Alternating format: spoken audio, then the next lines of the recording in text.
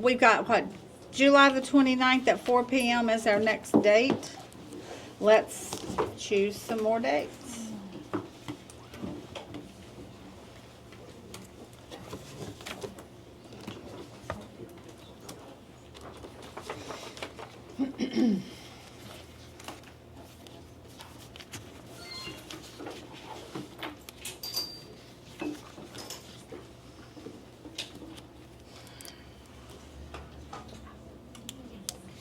So we're into August by then.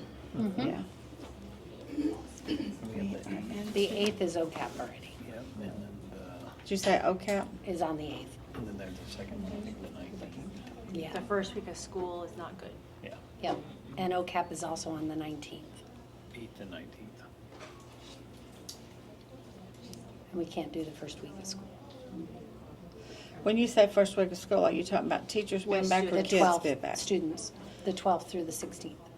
All right, so what about the 5th through the 9th? I know the 8th is out, but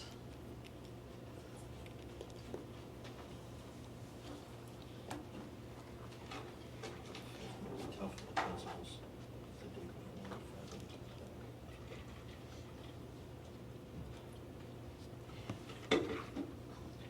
That's the principals. I don't know about that fifth, because No. the teachers come back, then we could. They come back the sixth, We come back the 6th. but the day before is not good. I wouldn't imagine. Is any day that week good? No. That would be the 7th or 8th, yeah. And the 8th is already taken. So you're down to the 20th. 20th is election. Oh, yeah. 20th yeah. is Oh, election that's day. right. Wednesday is the 21st is a board meeting in Tommy Barfield. Principals meeting. Go to the next week. So are we in the week of the 26th now? Yep, Even the 15th. No. no. First week of school. When are you done with data dialogue? On the second? The data dialogue's all the way? Is that or the first Of, August? Yeah, they go all day long. They go all the way yeah. long to the.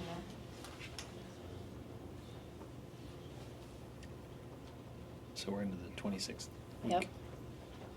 27th, 28th, or 29th looks good.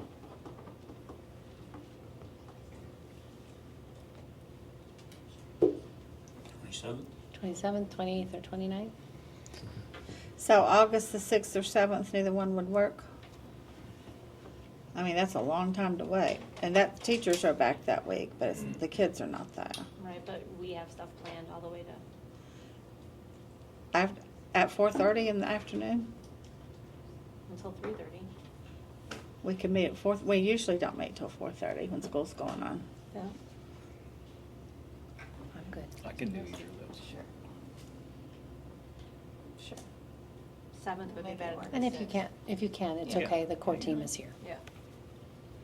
So which one, 6 or 7? I think 7. How about the 7th? Because it's your first day back. Okay, August 7th, 4:30. 4:30 here, right? Yep.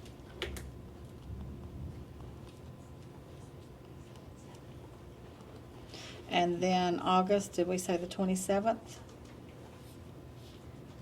I thought it was 28th. 29th is what you I think have. 27, 29th. 28, 29. I heard all 3 dates Yeah. thrown out, so I Well, you already selected the 29th. No, For July. That's July. That was Oh, I'm July. sorry, July. Oh, yep. I'm in August. Boom. Okay. I'm trying to rush it. August the 7th. August. We have the What did we say? 7th, August 7th. so- He has what? August What was the 7th, next one? 4:30 29th of here. August?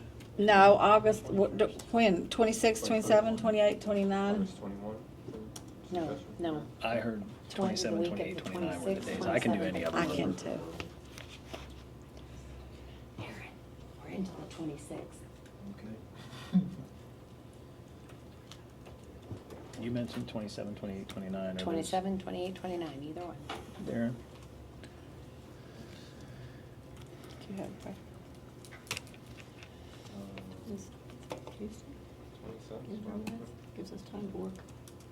We have to go again. 27th work? Okay, 27th, 4:30 at your place.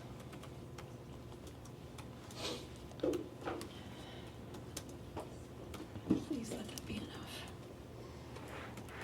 Amen.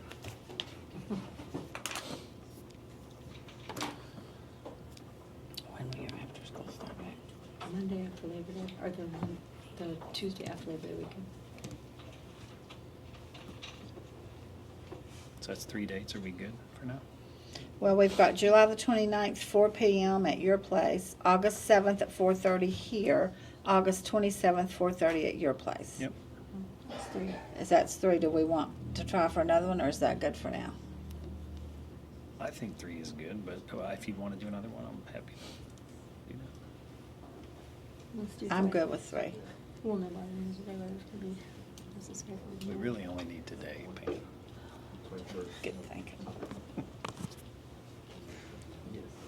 All right.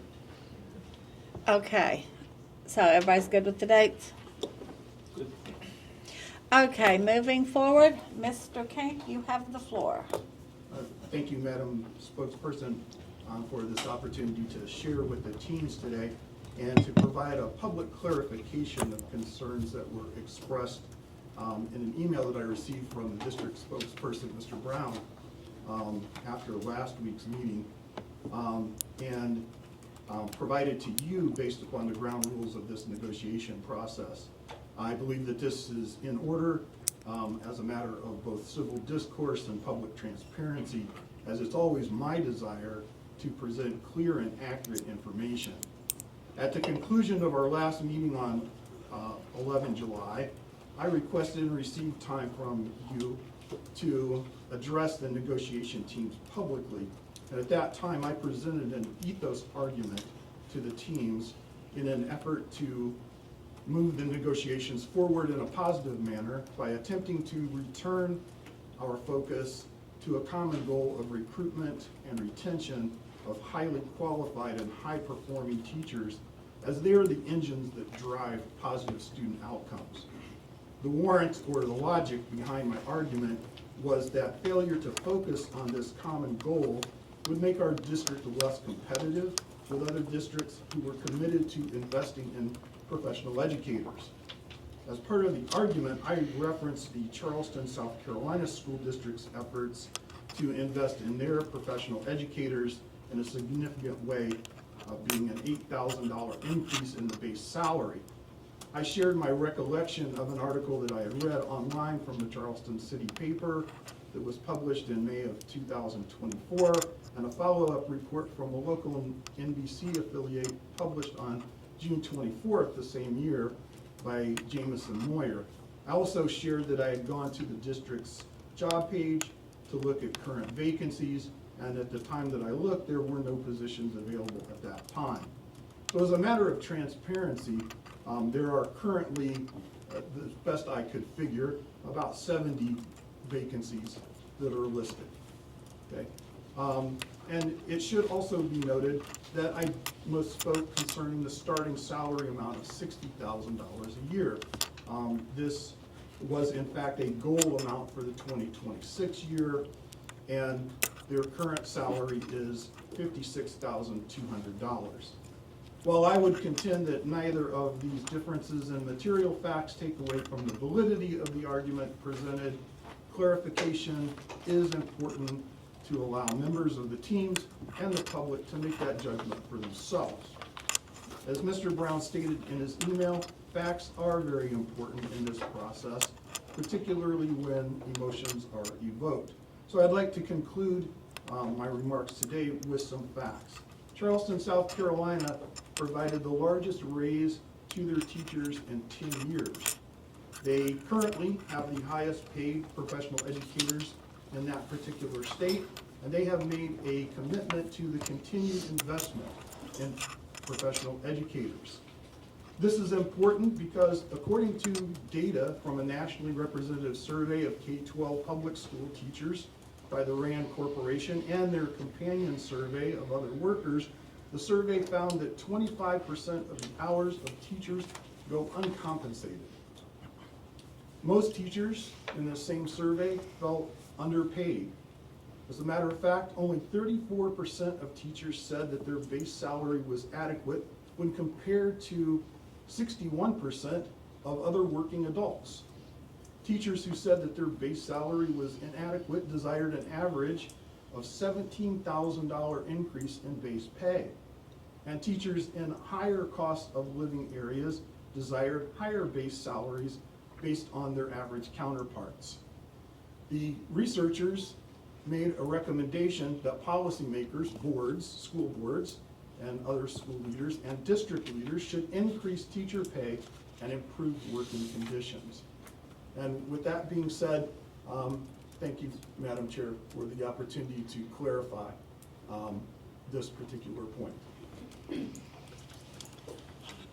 Questions, comments? I'll just say I appreciate you doing that. I did not have any intent of bringing that up today, and I respectfully and purposely only emailed you about it because I wanted to talk to you about it. But I appreciate you doing that and taking the time to do that.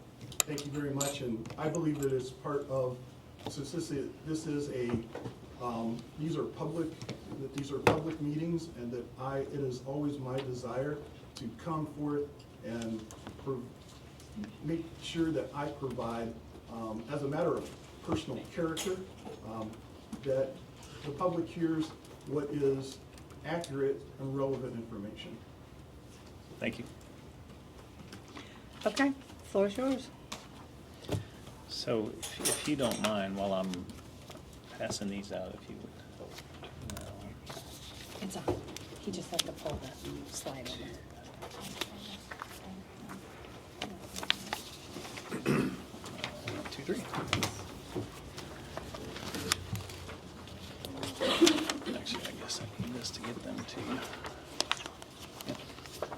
So Pam, there's your copies. I don't know if you put those in the folder, but I put holes in one of them for you.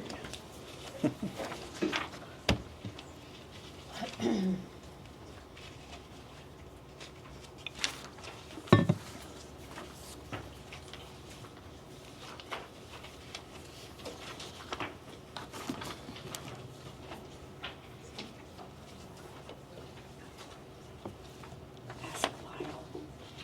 Will you keep asking them?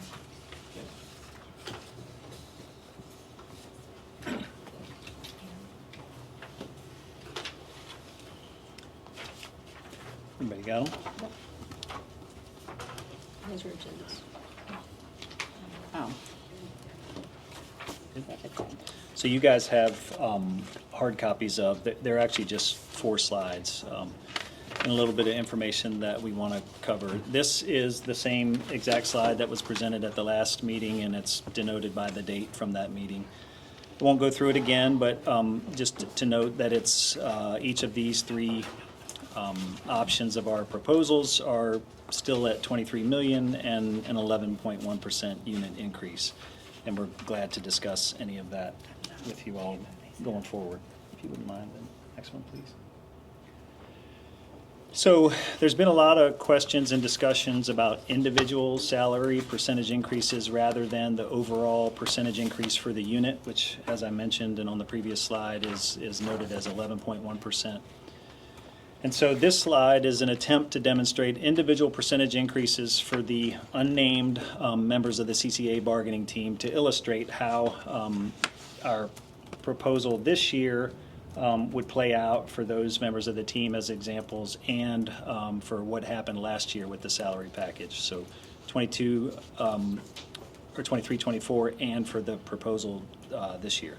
So the blue bar graphs, lines, and the associated percentage numbers with each of them represent the base salary percentage increase for each CCEA bargaining team member for the 23-24 contract year. Again, they're unnamed on purpose. That's not important.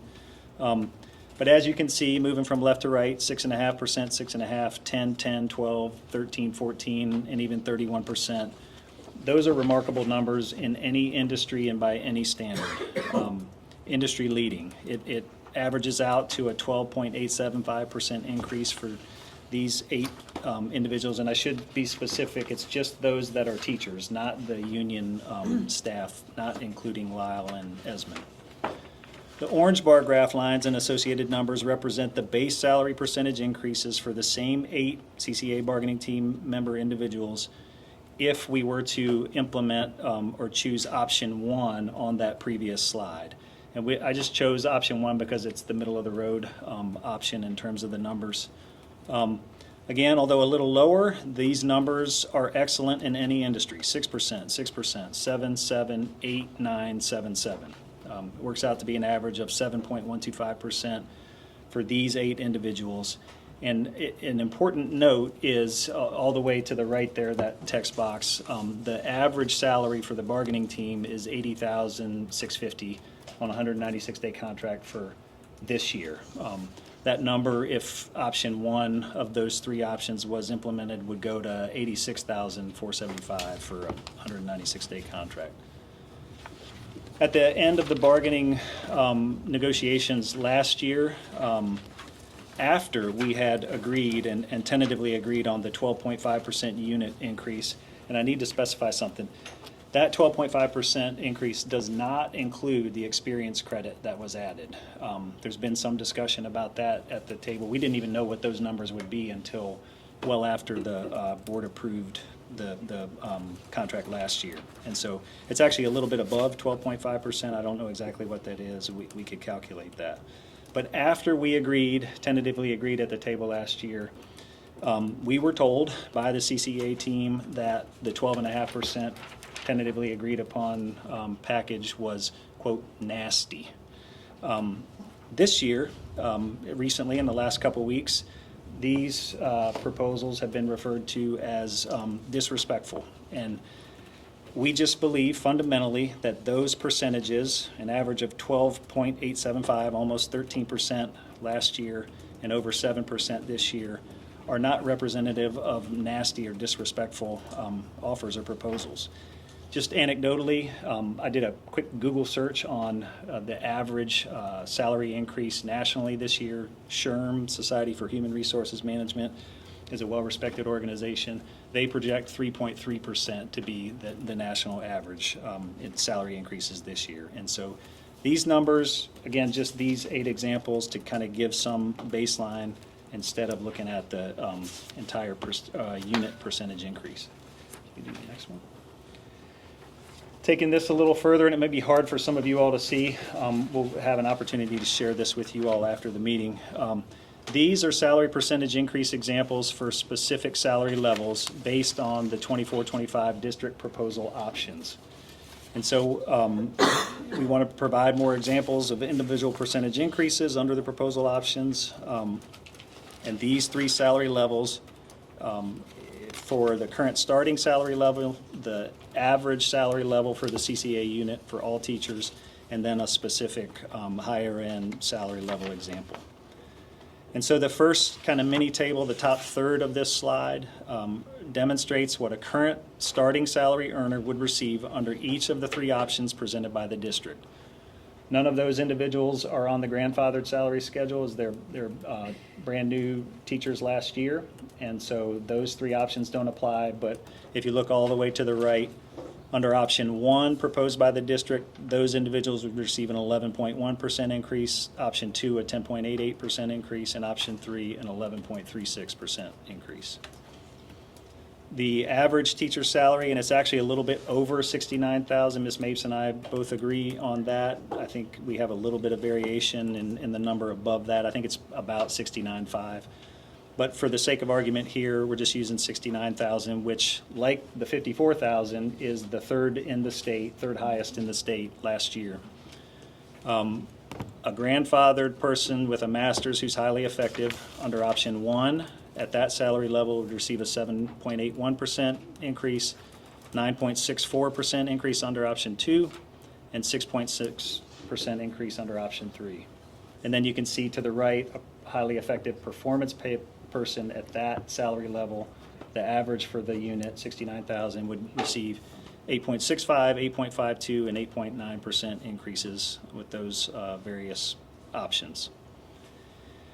And the last one is an example that demonstrates what an individual at that particular salary level, 89,980, would receive under each of those 3 options under each of the two salary schedules, grandfathered with a master's highly effective and performance pay highly effective. And under grandfathered, it's 6%, 7.4%, and 5.1%. And under performance pay highly effective, 6.63, 6.53, and 6.82%. And then the next one, please. And so there's been a lot of comparison of teacher salaries to non-bargaining administration salaries. This slide is designed to help provide some important context, as a typical teacher contract is for 196 days versus a typical non-bargaining or administrator contract of 250 days. Basically, non-bargaining staff work 54 more days each year. The table below illustrates what various 196-day teacher contract salaries look like when converted to a 150-day full-year contract. Basically, you take the daily rate and multiply times 250, just to give a little bit more context. And so the first row demonstrates what a 196-day contract is for our new proposed starting salary, give or take, $57,000. And if you extend that out to a full year 250-day contract, that translates to $72,704. We actually just hired a new career changer teacher this week, and the thing that helped convince that person to do that is that she was currently making $72,000 and said, I can't do that. And we shared this information. It's exactly the same amount that she was making, and thankfully she's coming on board to do that. The next row demonstrates the average salary. Again, that's third in the state. It's actually a little bit above $69,000 for a 196-day contract. If you extend that out to a 250-day full-year contract, that actually translates to $88,000. The average salary that was mentioned earlier of the CCEA bargaining team, $80,650, actually translates to $103,000 almost on a 250-day full-year calendar contract. That new average, if option one were chosen, of $86,475 translates to $110,000. And the last two rows are one of the CCEA bargaining team members, what they made last year on a 196-day contract, $94,700. That actually translates to over $120,000 on a 250-day contract. If option one were selected, that individual would be one of those people cited in the union data that we shared in a previous meeting and would actually earn over $100,000 next year, which translates to almost $127,000 on a 250-day contract. Just a couple of important points relative to a lot of comments that have been made here, since we're talking about comparing salaries to some degree, 196-day contracts to 250-day positions. In the last 2 years under this board and executive leadership, 83 non-bargaining and administrative positions have been cut or reduced or eliminated, primarily at the Ad Center. There are some other departments that are included in that number, but 83 positions have been reduced. And the non-school-based administrators on our bargaining team, the average percentage salary increase from last year was 1.93%. And I only mention that so that to underscore the board and Dr. Rigadelli executive leadership's emphasis on putting money and prioritizing teachers and other employees first. And that's the philosophy, and that's where we continue to hope to go. Just have some bottom line kind of important facts to review, and I hate to even mention this, but to review them in consideration and in the context of the impasse statute and what a special magistrate considers. That is not something that we are interested in doing. I want to be clear about that. But I mention it because we've presented what are our maximum proposals, and CCA's chief negotiator's comments at the end of the last meeting indicate that it could be a possibility. But again, I want to be clear, that's not something we're interested in. It's not good for anyone, particularly for those of you all who want to see a salary increase anytime soon. But important facts to consider, everything that's mentioned today and in the previous meetings, again, some of this is going to be redundant, but I'm going to make sure it's mentioned on the record. 9.7% unit increase in 22-23, 12.5% unit increase last year, not including the experience credit, and I apologize for not clarifying that previously. 11.1% proposed for this year. The CCA team and other individual percentage examples shared today, and again, we believe that those are industry leading. $57,000 starting salary in the proposal that's pending is likely third in the state without referendum. $54,000 last year was third in the state, and again, without a referendum. Average salary at the end of 22-23 for the CCA unit was a little over $63,000, or right around $63,000. That was third in the state with no referendum. Average salary this year, according to FDOE, is a little different. It's a little lower than Ms. Mapes in my calculation, and frankly, I think ours are closer. That also is third in the state with no referendum. I believe that next year we will be over 70,000 with any of these three, which is a pretty incredible mark. CCPS is offering, and this board is offering, $20 million more than the state provided for teacher salary increases for the 24-25 school year. That's the same thing that we did last year, and that's just a reference to what the state allows for the growth portion of salary increases, not the maintenance. The impasse statute references specifically comparison to the local operating area and a comparison within the state. I've mentioned some of those numbers above. We shared previous benchmark district and state and even national data, and CCPS is in a very, very favorable position with respect to that. Lee County, for example, we mentioned, is this year, they've already had board approval on their contract agreement. They're offering between 1% and the maximum of 5.25% individual increases for teachers this year. Comparison nationally, using the union data that we shared previously from the NEA, it's very favorable for CCPS. We're in the top 20% of districts nationally around starting salary, average salary, and we're in the top 16% of districts in the country with respect to districts that offer salaries over $100,000, and we gave an example of how we're going to add to that this year potentially.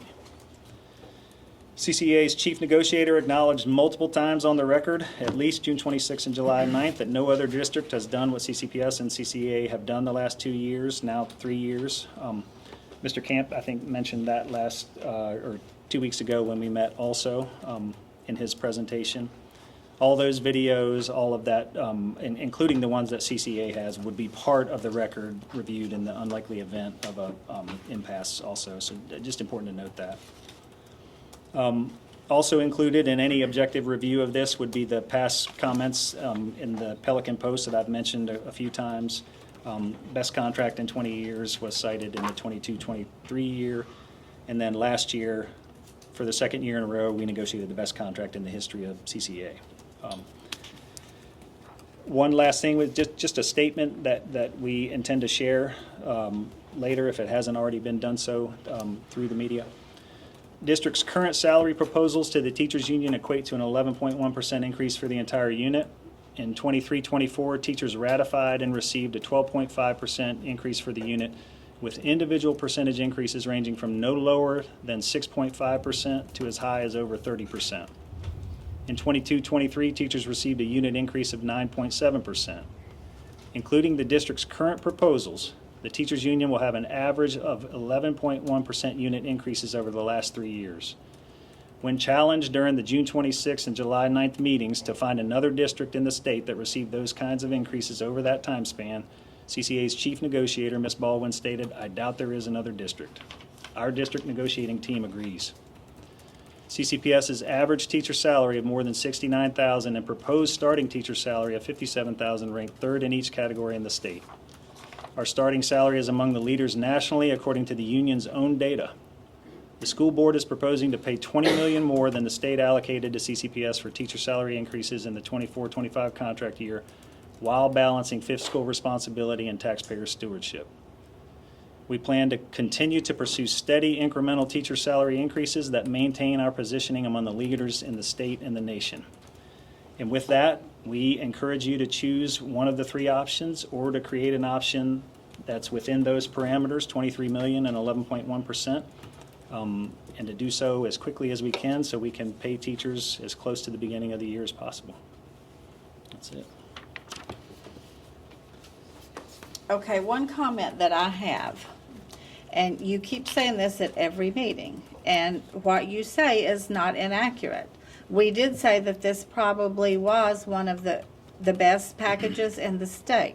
But what you keep leaving out every time you say it is, we also added, but it costs more to live in Collier County than it does other places in the state. So, you know, it's not, we do realize that the board put money into this, but they're not putting enough money in it for their teachers to live in Collier County. So that's a big difference, and your statement is, while it's not inaccurate, I did say that, but it's not complete. So make sure when you say that you use the whole statement.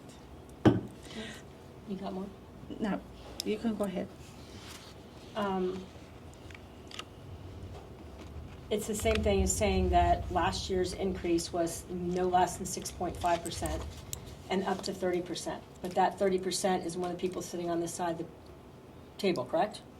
One person. And that person also got experience credit, correct? Which would have not only given them what they got for the salary, but $10,000 or more for that.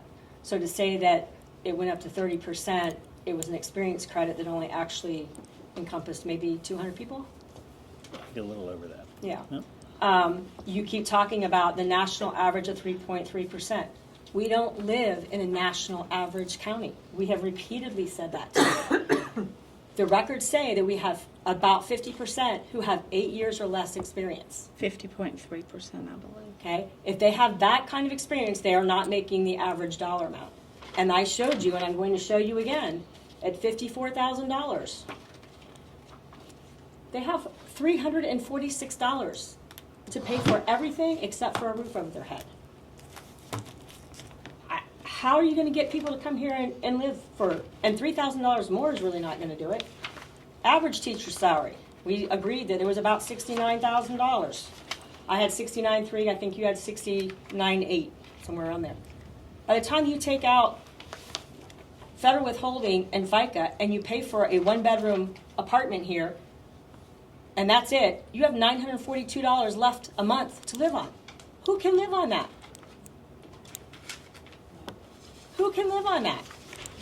I've been here 25 years. We have a person who works for this district who'd been here for 41 years. And had she not worked a he or she, I don't even remember, not worked a 250-day contract, if I go back to 196 days, that person would be making $92,000 after 41 years of working in this district.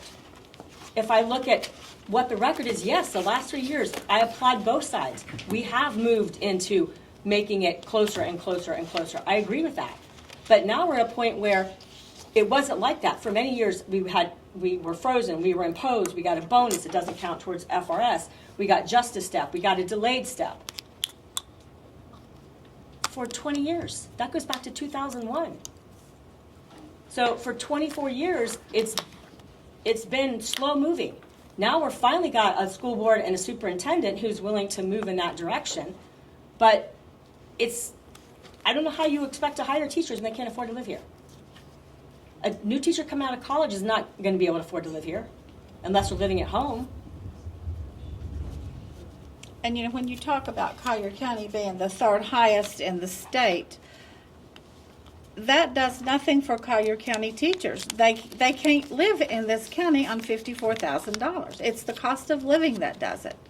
So while it sounds good to sit there and say, you know, we're given this and we're given this and we're third in the state and we're this and this and this, it doesn't cost other places in the state to live what it costs here. And like she said, teachers, they can't afford to live here based on what they're paid. And it's over half of our workforce. Third in a state that's 50 out of 51. The state overall.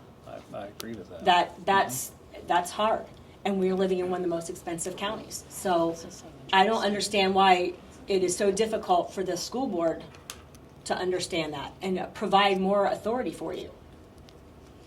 Because I don't know how you're going to keep teachers. When I looked Tuesday night, we had we were at 60 openings.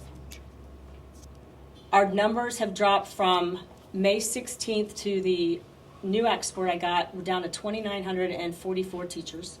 It was 3121. That was the number that I was working on before. I got an updated number, so we've dropped 177 teachers. We still have 60 openings as of Tuesday night at 10:55 for elementary, middle, and high school. We have, less than a month before we start school? 14 days roughly, or more than 14 days before teachers go back. I don't understand why it is so difficult. I mean, I get that the referendum not passing might be of a huge concern, but it's passed with 79% or greater the last 4 times we've taken it that's gone to the polls. So it is a popular thing to do. I can't imagine why it wouldn't pass, but I can understand that being a problem. And I got that information from the district website. I feel like if we're going to continue to negotiate, you could have come back with something. Because it's not, if you're not coming back with something to at least move us in the right direction, then we're stagnant. So I'm not understanding why that is such a difficult thing. I applaud them for coming up with 20 million. But again, you can't compare Collier County to the national average. We are way above the national average in cost of everything, especially housing. And that's basically all they can afford to do. If I was in the position I'm in right now, I wouldn't be able to afford to live here, and I've been working here for 25 years. So I don't know where we are. I don't know where we move from here. We've got money, and we've got, I know that we've got unassigned fund balances. I know that we have a referendum that more than likely will pass, and maybe we need to do something to take that into consideration. What is our current general fund balance right now? What do you mean our current general fund balance? Where is it at right now, number-wise, dollar-wise? We don't have the budget finalized for next school year yet. You mean how we're ending this current school year? Yeah, well, my point is, every year with the exception of COVID, our general fund balance has increased. There's never been a decline except for COVID, during that COVID year. Now, teacher salaries should reflect about 40 to 50% of the general fund balance. Let me give you some statistics here. In 2015, 2016, 38.16% teacher salaries represent the general fund. Since then, so if we're going to talk about an increase, and we've been doing all these great things for educators, since then, we've gone from 38.16%, 2015-16, for 2022-23, teacher salaries represent 31.89% of the general fund balance. We're going backwards.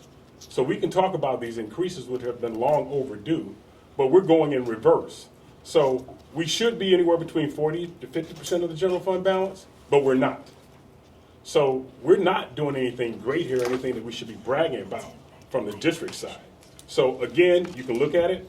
We got these numbers from the Department of Education.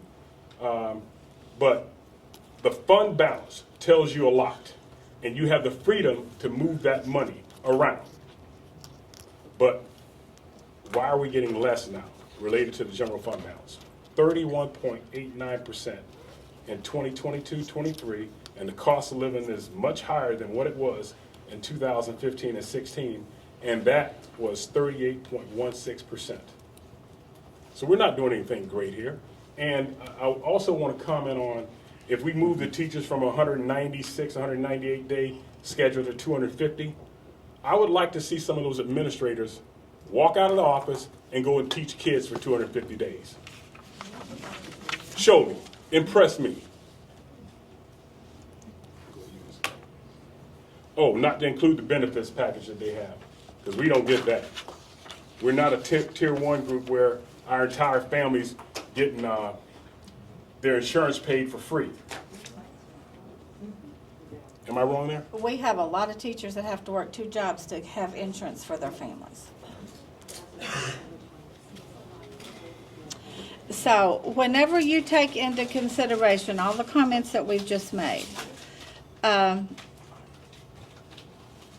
you talk about, industry-leading figures and all this. Again, we're not interested in the average salary because more than 50% of our people don't make enough to live in this county. And we don't live in an average county. So basically, it is disrespectful. It's disrespectful to expect people to work somewhere that they can't afford to live. And last year, the package was $26 million last year. And you guys said that you want to incrementally work on increasing teachers' salary. That you couldn't do it all at one time, which we understood that. But you would like to incrementally work on increasing it. Well, going back $3 million is going in the wrong direction. It's not increasing teachers' salary. We took you at your word, but maybe we made a mistake because we thought you were going to keep coming up to try to get us where we need to be. We don't expect you to do it all in 1 year, but we don't expect you to go backwards either. So with that being said, Lyle, did you have something you would like to say? I do. I'm glad you brought up individuals. And you used the word aggressive several times in these meetings.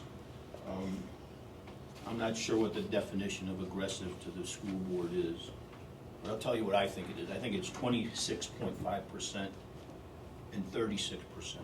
And I'm not just pulling those numbers out of the air. Let's look at individuals at MLK. Today, the salary for the superintendent is $305,000. Last year, her salary was $223,970. That's a 26.5% increase in 1 year. So you cherry-picked some of our team members out here. Look at the average teacher pay in Collier, $67,066. In 2017, it was $54,054. In that same period, you increased upper administration by $68,323. The average teacher pay during those same years increased by $13,000. So your team increased upper administration salary by more than the total annual average salary for what a Collier teacher is right now. That, to me, is aggressive. According to DOE, administrators at the school level, elementary, middle, and high, are second highest paid in the state when compared to all other 67 counties. Only Sarasota is ahead of us, and worth every penny, I think. But if we look at MLK, 54 administrative employees who work there make a combined $7.409 million.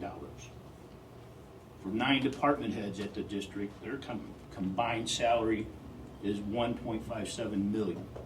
4 of you are at this table. And as Mr. Newton said, you don't even have to pay for family insurance, which every single teacher in this room has to do. The upper administration increase in 1 year was 26.5%. Average teacher salary increase in the same period, 2022-23 to 2023-24, was 7.5%. That's the difference of what you value as teachers between that and administrators. That's a 19% difference. So if you want to use the term aggressive, apply it to the people who work with the kids.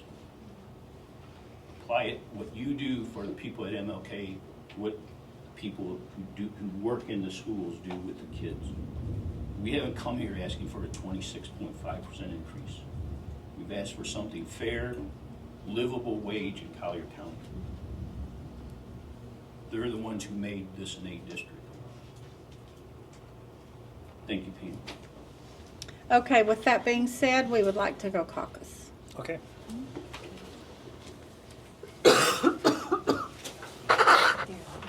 Oh, wait, I have a question. Yeah. Oh, I'm sorry. real quick, sorry. What years are you talking about? You just mentioned, what were the years in terms of the administrative percentage change from 26%? 2017-18 to this year. 27? Oh, so you're doing multiple year calculation on the percentage? from 2017 The difference until between last year. 2017, 18, 23? and this year, what she's making. Okay. 23. Was it But we're not- 26% Esmond said you change? can't do So it's that. not a 1%, one a year. It's not a Esmond said year. you can't add the percentages that way. I'm just teasing. He's not doing it. I'm She made kidding, I'm kidding. 223,970. But she was in a different position. She was No, deputy. not the person, the position. Well, I bet you said last year. That's what I thought too. You may have just read. the I did bottom use last year as an example, but what I was comparing those years was, 2017. last year she made 223,970. This year she makes 305,000. That was a different, what, 80-some thousand dollars? That's the 25.5, or 26.5 increase. But that's, she had a different job. Last year she was superintendent. She was a superintendent effective June 1st. She was an interim, she Superintendent, was the an position interim. of superintendent last year was made 223,970. But No, she was in her the- contract said 305 starting day one, right? I mean, she Yeah. hasn't gotten an increase. Yeah. Well, We'll look teachers, at her contract. teachers haven't got their increase either. This won't take long. This won't take long.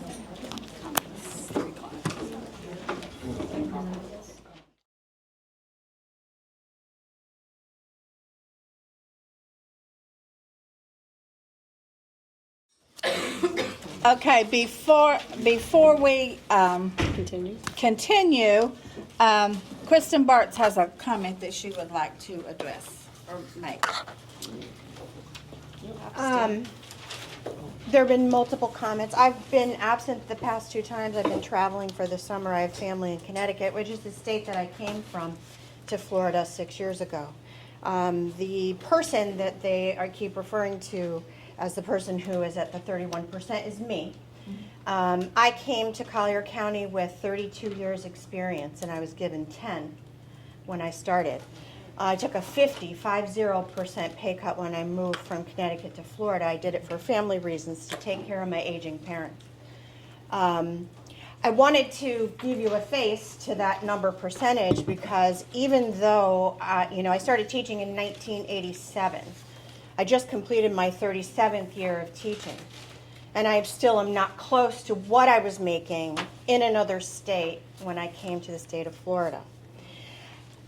In some sense, I feel a little bit guilty because I'm the outlier and I'm making this money. In another, I'm downright angry because it's about darn time that teachers get paid what they deserve. And forever, since 1987, the entire time I've been teaching, we have been expected to take less, to do more with less, and to have more added to our plates. I am worth every bit of that 31% or whatever it is, but that 31% was not my base salary increase. That was because I was given 8 more years of experience, which was a district proposal. So I'm working on 18 years of my 37 years experience that I've been given credit for. And it should have happened, and it should have happened a long time ago. So I wanted you to know who that person is. It's me.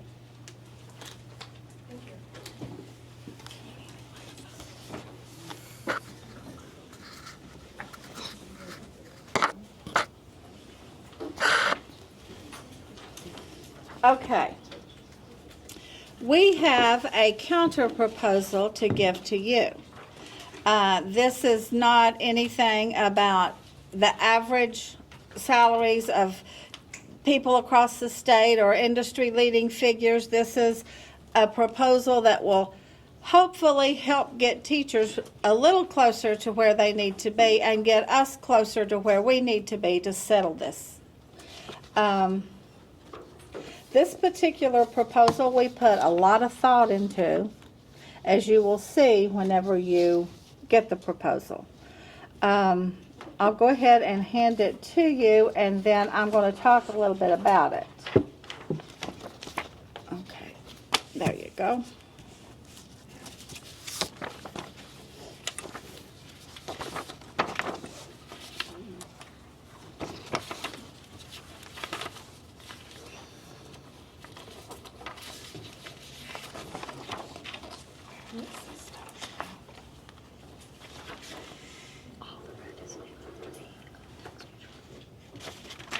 and starting in the red, right? Okay. All right, with this particular proposal, we are proposing that you add $3,275 to the base pay of every teacher in this district, that you, retroactive back to July 1, that you add step CC and DD to the grandfathered salary schedule, that you give people on the grandfather schedule that are highly effective a one-time supplement of $2,500 that is FRS eligible but non-recurring. So that's what, Ms. Mapes, about a $1.2 million one-time cost. These are the people that have done a lot of work for you, that train your teachers, that step up to the plate, that never get paid for any of the extra work that they do. And then, of course, the increments are there for the effective, highly effective, that going to 3275 didn't change the increments from before. Now, we've put a little safeguard in here for you guys. You keep talking about, well, what if that tax neutral referendum doesn't pass? Okay, with the 3275, once the tax neutral referendum is voted on the November the 5th ballot, which moves the 0.35 mil that allows the district to move money from capital to operating funds, if that referendum passes, then you'll go back and add an additional $2,000 onto the base salary, which would give us $5,250 increase. If it doesn't pass, then we are stuck with the 3275, the step, and the supplement. But if that tax neutral referendum passes, then you're going to have roughly $60 million that you can move from capital to operating funds. So you will have the money to pay teachers. That will get us a little closer to where we need to be. Like I said, little safeguard in there for you. If it doesn't pass, then you're off the hook for that. But if it does pass, these people here need to be paid some money. Questions? Yeah, go ahead. Yes. So with, just regarding the tax neutral referendum, so the tax neutral referendum is already approved for next year. So we already have that money for next year. That's already going to be built into our budget. We're already counting on that money, utilizing a portion of it for everything that we're going to be operating next year. The tax neutral referendum that's going to the ballot in November is for the following year and the 4 years. So we won't have any extra dollars for next year if the tax neutral referendum gets approved, or if it gets, say, if it doesn't pass, we're going to have the problem the following year. Then why is it such a big issue in these negotiations? I think we're just bringing it up just for awareness, so that in the following future years, you know that we're going to have potentially, if it does not get approved, $60 million less to negotiate with. But for the upcoming school year, we're already counting on the. Okay, but we still are going to leave that there because this will be reoccurring money that you will need that referendum for to pay for the next 4 years. We need the referendum, yes, to continue to support the salary increases that we did even 2 years ago. The tax neutral referendum is the only thing keeping us able to continue them and to support them, because every year these increases compound. So if I put $20 million this year, next year I have to account for that $20 million plus whatever we negotiate in the following year. But you're going to have a lot of people that'll retire that take money off of the top of the scale, and you're hiring at the low end of the scale. That's going to help some. It does help some. You're absolutely right. But we also have increases in student. Like for the upcoming school year, we have 600 more students. So even though we might have some retirees, sometimes we have to hire more teachers as well. But you get more per student funding this year than you've gotten in the past, too. We do, but costs have also increased substantially across the board. So it's just like in real life. I mean, just for everybody, costs have gone. Look at the elementary school we're building. You know, the elementary school, if you would have built it 2019, would have cost half of what it's costing now. So it's costs, unfortunately, have gone up. And that's capital, so it's not fair to compare that, but I'm just. And, you know, not to be a smart aleck, but these people have to live and pay rent. Their rent has gone out the No, I mean, no it's, doubt, will they not argue can't. that. No, you're But absolutely we're gonna leave this about the net neutral referendum in there, because we are aware that it's covered for this year. We keep waiting for that to come up, but it hadn't come up. We know that it doesn't expire. We've got one more year on it. But we also know that to commit to this, that it is recurring funds. It is recurring. So if it doesn't pass, then that could be a problem in the future. But as far as for this 1 year, you've got lots of reserves that you could tap into. At my last accounting that I looked, there's $82 million unassigned. Now I know there's like $122 million in the reserve funds. $82 million is unassigned. So there is some money that you can tap into to do this for this 1 year. These people are going to have to find a way to live, or they're going to have to move one, and they don't have reserves to tap into. Can I ask, do you have the cost for page 1 of this? The top part? Yes. 25 million. I don't mean to interrupt you, but without subtracting anything And then out. not subtracting a Okay. thing. I changed that. $25,069,473. Of that, 1.3 million is non-recurring. So as you can see, that number is very, very close to what you have. And still less than 1.5 is last year. On top of the 25 million, or it's No. from the? It's No. included in. Everything includes the 1.5 step, million. the 3275, the highly effective teacher increments, and the $2,500 one-time supplement. The one-time supplement for the teachers on the highly effective to get that $2,500 is 1.3, and that is with benefits. The total with benefits is $25,069,472. Which is less than last year's package. We're which is moving in less the than wrong last year's direction. package, and of that 25 million, 1.3 is non-recurring. That's a good deal. And I'm just gonna say this because you say we're moving in the wrong direction, but you're looking at the total money spent by the district. We are incrementally raising the salary, base salary of teachers. So you can't say we're going in the wrong direction, because then that would be us taking money away from you, going in the wrong direction. So when we look at it, and I think everybody should look at it that way, the base salaries continue to increase. That's an incremental increase every year. But It they're may not, not cost us the same, but it is going in the right direction. They're going up. but it's not keeping up with the cost of living. Well, and that's an interesting point, because the cost of living, the most expensive place to live in the United States is San Diego. Their starting teacher salary is $56,000. New Jersey, the average teacher salary, starting salary in the nation is from New Jersey, and it's $54,000. Now, take $54,000 in New Jersey, high tax rates. You don't pay income tax here. There are differences across the nation. Teacher salary. We're not going to solve the nationwide teacher salary shortage. Jimmy made mention to Charleston being the highest paid county in their state. We make that same comparison. So I think that we're all in this for the right reasons. We're trying to move our teachers forward and bring teachers to the county. But we're not bringing young teachers out of the colleges. We have a 91% retention rate. We had less turnover this year than we had in the previous year. Usually we lose around 475 to 500 teachers. This year we only lost 200 and some teachers. But that's because there was such a shortage from last year. You saved $7 million on the staffing allocation. We didn't have teachers in classrooms last year. I understand So that, that's- and allocations ebb and flow. Like right now, you see a low number of wherever you got that number, I don't know. But our numbers of teachers will grow over time because students keep coming, and we keep needing teachers, and we will fill those teachers. This time last year, you said we had 60 positions posted.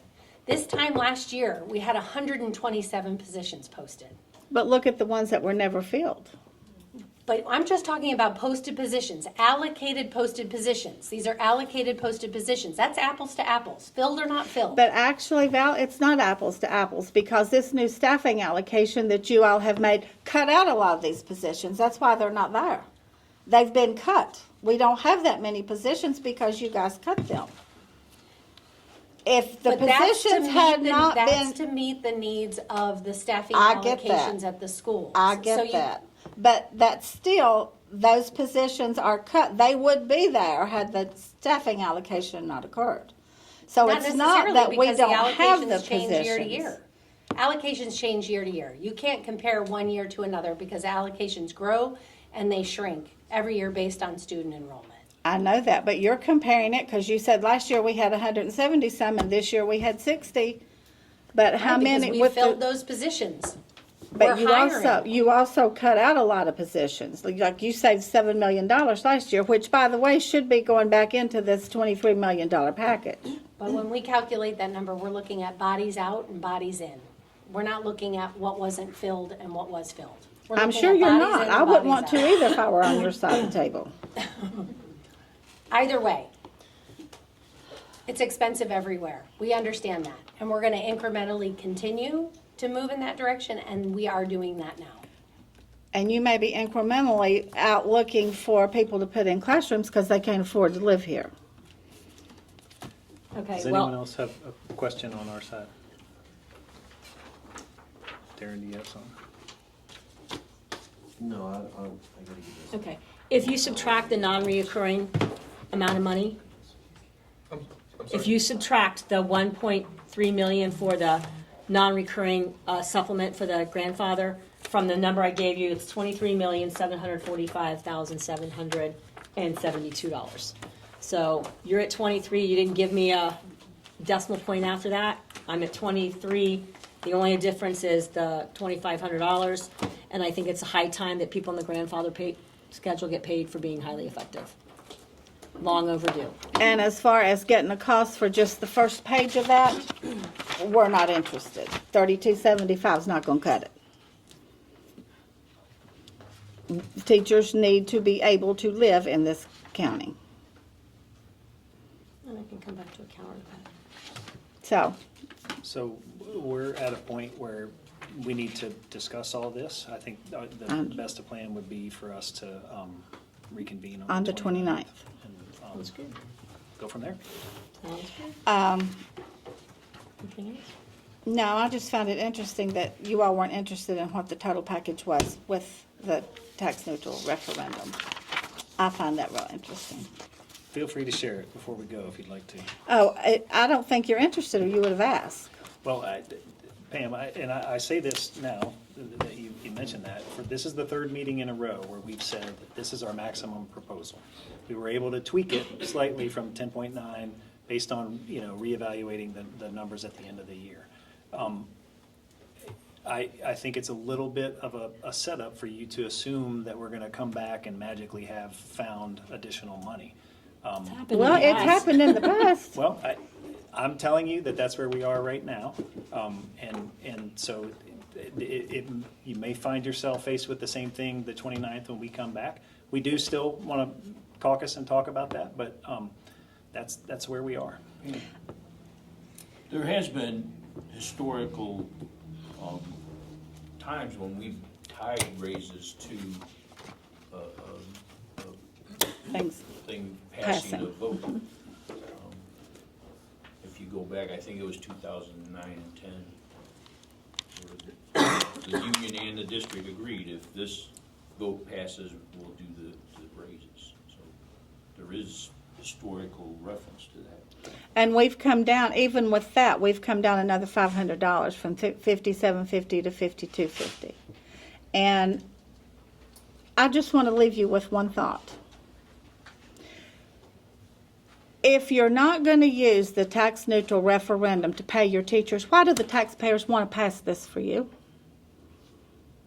Why do they want to pass it if teachers are not going to get paid to teach their kids? What's in it for them? We have been utilizing the tax neutral referendum. That's the reason why in the last 3 years we've been able to do these generous salary increases. Without the tax neutral referendum, the state has not provided enough funding.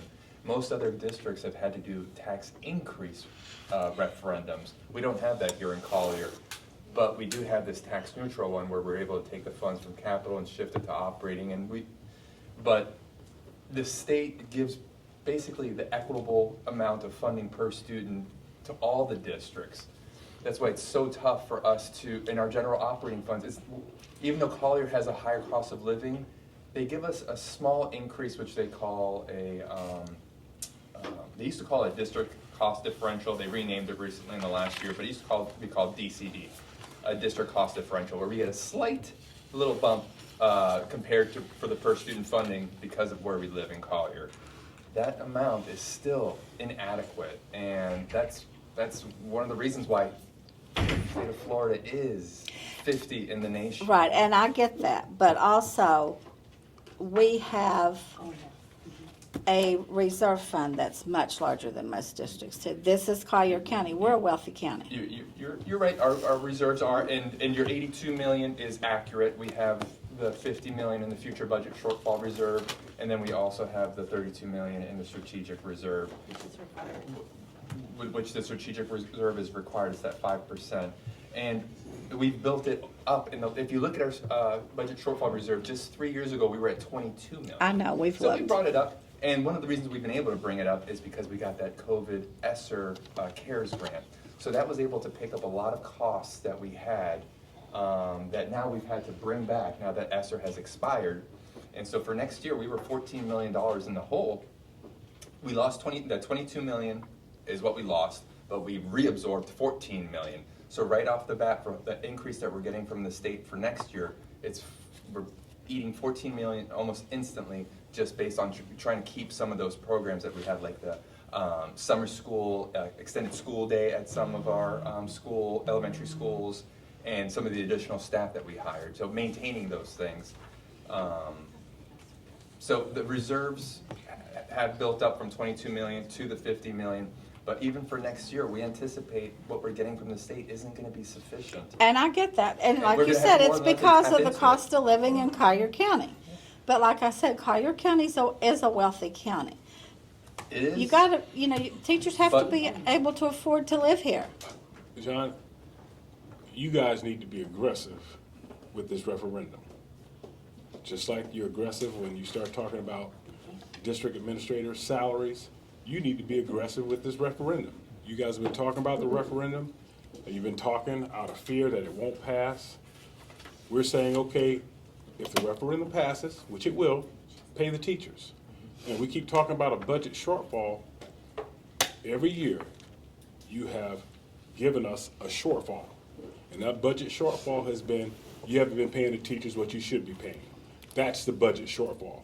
That's the emergency that you guys are being faced with right now. Because we can build schools with cash. We can find the money to build those schools with cash. But if you don't have the teachers, how are you going to support that school? And- You need teachers in the school. You need to pay them. So we can find money, cash. You found it. There was never a budget shortfall. You weren't even talking about a referendum and it not passing. I think Aubrey Rogers, how much was it? 200 million? 97. 90. Okay, there was no fear about this referendum passing, and you knew that it was coming up to bat here within a couple of years. So we want you to be aggressive. We have the money. Collier County has the money. You know what? We have more money in our reserves. If you look at other school districts and you look at the number of students, the population, we have more money in our reserves if you compare it to Miami or Broward County relative to the student population. You guys have the money. And if we're going to be tax-free in a year and a half, Debt-free. debt-free, I'm Yes. sorry, And, then, We all wish to be tax-free. yeah. but Wouldn't to be your having this conversation if we were all tax-free. But to your Rumor has it, Pam's making us tax-free. But to your point, Ken, we are trying to be as aggressive as possible while also being fiscally responsible. And the capital, what we're using to build the schools, we are capital rich, and that's why we are advocating, Moving money from moving money. capital But we operating. can't promote it like you're asking us to, because we can't get involved in that. All we can do is educate people and inform them that. the And you do referendum- that, it's on the John, we trust website. what you say. We trust what you say. We feel comfortable, but we can't ignore the fact that Collier County is a very wealthy district. And that district math, you guys can move money around whenever you want to. But I just want to clarify that we are already using the tax neutral referendum to help support these. the past salaries and moving forward. All right. Steve? Yes, and we believe that you are using the referendum, but fully utilizing it. Yes. Fully utilizing it, because last year's proposal was 26 million, this year's 23. We believe that the district can fully utilize the referendum to get at least an extra 3 million more. It's not even- Because, well, and it seems like, I mean, like you said, we are stagnant. We're not going anywhere because neither side's willing to move. So, We Do it on the moved. 29th. we did, we We've moved. moved every time we've been here. Sometimes twice in the same meeting. But, yeah, but it's getting to the point we can't move anymore. That would be true. We good? Questions?